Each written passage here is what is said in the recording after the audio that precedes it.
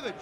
Fire Mike Savage! Conservative radio host Michael Savage is once again fueling outrage. You know what autism is?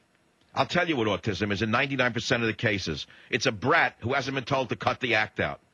That's what autism is. That's what his more than 8 million listeners heard last week. He's calling it the illness du jour.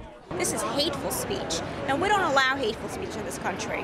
But Savage says his comments have been taken out of context. My comments about autism were meant to boldly awaken parents and children to the medical community's attempt to label too many children or adults as autistic.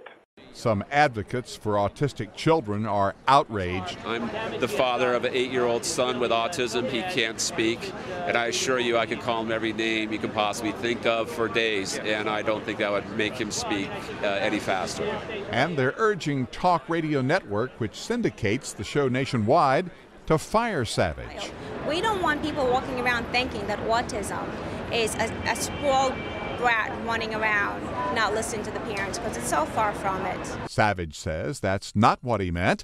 He says he wanted to alert parents to his view that many people are being wrongly diagnosed. There are other conditions that mimic autism, such as having a very high IQ or simply being late in talking.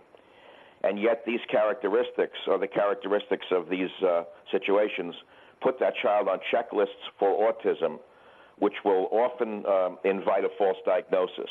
The government says the increase in autism is mostly caused by a surge in special education services and a corresponding shift in diagnoses.